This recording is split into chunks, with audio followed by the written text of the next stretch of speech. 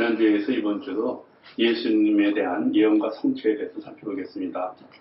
성경은 하나님의 말씀과 그 하나님을 통해서 구원받은 사람들의 고백이 기록된 책이죠.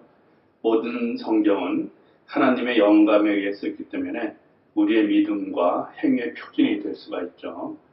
그 다음에 성령이 가르치신 것이고 그리스도께서 내 안에서 말씀하신 것이고 또 하나님의 말씀입니다. 뿐만 아니라 성경은 하나님의 지시에 의해서 기록되었으므로 절대적인 신빙성이 있죠. 또 사람이 임의대로 해석해서는 안 되고 또 성경은 우리의 심령과 그것을 쪼개는 살아있는 말씀이기 때문에 읽고 믿는 사람은 심령이 변화되고 구원에 이르게 됩니다.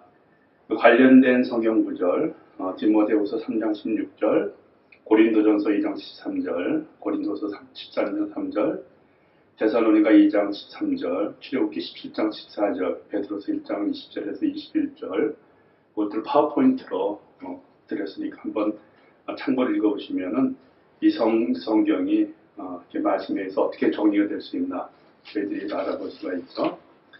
성경의 예언에 대해서 세 가지를 좀 보겠습니다. 첫째는 절대적 하나님이 미래에 대한 의지의 주권적인 선포라는 것이죠. 성경에는 창세기에부터 시작해서 선지자의 선포나 시편 기자의 노래, 또 그리고 예수님의 직접적인 말씀, 또 다니엘이나 계시록 등의 묵시문학 등을 통해서 많은 예언들이 나옵니다. 때로는 수년, 때로는 수천 년을 두고 미리 예언이 행해지고 또 훗날 그것이 필히 성취된다는 것은 하나님의 주권이 만물과 역사를 초월하고 있다는 사실을 보여주죠. 한편 이를 다른 관점에서 보게 되면 역사란 우연의 연소로 진행된 것이 아니라 하나님의 주권과 섭리대로 진행되는 것이라는 사실의 증거가 될 수 있습니다. 예언 중에 묵시문학, 묵시를 통해서 기록된 것이 있는데 다니엘이나 계시록들이죠. 이 묵시라는 것은 아포칼립스라고 그런 건데 초기 유대교 및 기독교에서 하나님께서 선택된 예언자에게 주신 그 비밀, 시간과 공간을 포함하는 초월적인 실제를 사람들에게 은밀히 서기하는 형식의 계시를 담은 책을 묵시문학이라고 합니다. 그 내용은 시간적이고 또 공간적인 차원을 모두 수용하고 있습니다.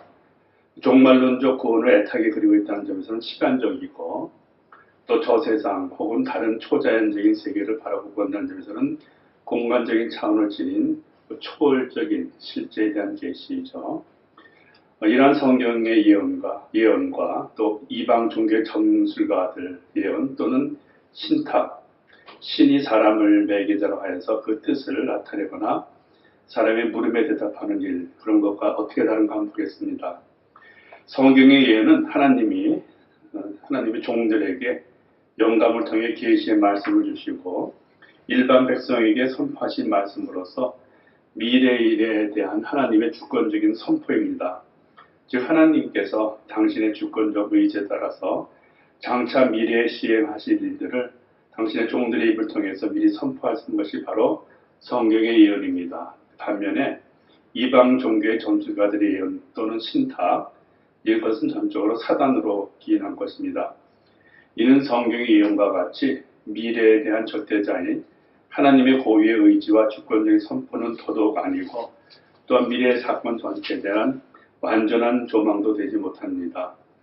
이방의 점술가들에 의해 주어지는 예언 또는 신탁의 목적은 전적으로 그 미래를 알고 싶어하는 그 사람의 인간 호기심을 충족시키고 또 그렇게 함으로써 발을 면하고 또 복을 얻으려는 이기적인 기복신앙의 욕구를 충족시키려는 목적으로 주어지는 것이죠.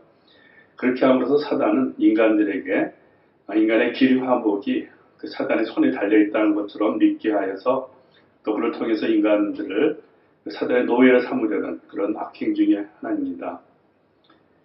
성경 예언의 그 목적은 택한 백성의 구원을 위한 경고입니다. 하나님께서 당신의 주권 섭리에 속하는 미래 계획에 대해서 당신들의 종을 통해서 예언케 하신 것은 전적으로 하나님의 백성들을 회개시키고 또 예비케 하셔서 결국 그들을 구원하기 위한 것이죠. 즉 예언을 통해서 미리 당신의 백성들에게 구원의 길을 보여주심으로써 그들로 하여금 구원을 얻게 하시려는 것입니다. 이를 위해서 때로는 강한 경고와 책망의 예언을 주시기도 하고 때로는 미래에 있을 구원에 대한 소망을 강하게 불러일으키는 예언을 주시기도 합니다. 여기서 하나님의 공의와 사랑의 속성을 잘 나타내 보여주고 있죠. 또 하나님이 예언하신 바를 반드시 이루심으로써 하나님의 신실성을 또 저희들에게 보여주십니다. 예수님의 초림에 대한 예언과 성취에 대해서 보겠습니다. 성경 예언의 중심은 예수 그리스도라는 걸 지난번에 우리가 상고했었죠.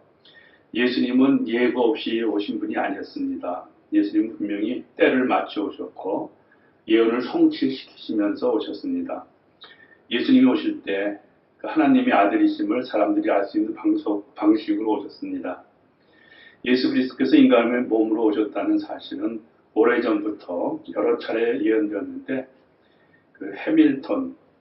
해밀턴이라는 분은 기독교 신화의 기초에 거기간 서적에서 예수님에 관한 예언들을 332개를 정리해 놓았고 페인이라는 학자는 성경 예언의 백과사전에서 192개를 정리해 놓았다고 합니다.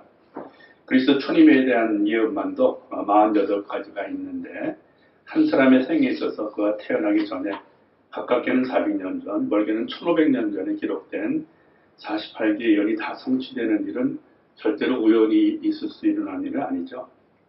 예수님은 태어나심, 또 사심, 또 고난과 죽으심도 미리 알려져서 그가 그리스도이시고 하나님인 것을 알 수 있게 하셨습니다. 성경은 예언을 통해서 그리스도께서 탄생하시기 1000년 전에 이미 예수님께서 출생하실 그런 장소, 날짜, 또 가족관계, 죽는 모습과 방법, 무덤 등에 대한 상세한 기록을 주셨습니다. 그가 오시면은 그를 알아보고 믿고 영생을 얻게 하려고 하신 목적이죠. 예수님의 초림에 관한 그 모든 예언이 기록된 성경은 예수님 탄생 수백 년 전부터 유대인 회당에서 익혀졌습니다. 그렇기 때문에 유대인들은 예수 그리스도가 아브라함과 이삭과 야곱의 자손이 될 것이라는 것, 그 다음에 다윗의 가문에서 태어나실 거라는 것, 베들레헴에서 나실 것이라는 것, 그 다음에 태어날 시기, 그 다음에 또 앞서 보낸 사람에 의해서 선포되는 그런 것들, 또 메시아는 육신으로 나타난 하느님이시라는 것, 그 다음에 예수님께서 어렸을 적에 이집트에서 보내실 것을 알고 기다리고 있었습니다. 그래서 그들은 비록 예수 그리스도를 십자가에 못 박히도록 내어주었지만은 후에 사도들과 제자들이 증거했을 때 예수님이 성경이 미리 알려준 바로 그 그리스도이심을 깨닫고 수많은 사람들이 회개하고 예수님을 마음에 영접하였습니다. 말씀드린 대로 그 예수님 초림에 대한 48가지 예언이 있는데 5개 정도만 정리해 봤습니다. 여인의 후손에 관한 예언, 그것이 그다음에 아브라함의 후손, 다윗의 후손, 유아 학살, 동정녀의 탄생에 대한 것들을 어떻게 예언되었고 어떻게 성취되었는가 보죠. 그 여인의 후손으로서 그 예언은 창세기 3장 15절에 있습니다. 내가 너로 여자와 원수되게 하고 너의 자손을 여자의 자손과 원수되게 하겠다. 여자의 자손은 너희 머리를 상하게 하고 너는 여자 자손의 발꿈치를 상하게 할 것이다. 이 예언은 갈라디아서 4장 4절로 성취됩니다. 그러나 기한이 찼을 때 하나님께서 자기 아들을 보내셔서 여자에게서 나게 하시고 또한 율법 아래 놓이게 하셨습니다. 말씀있죠?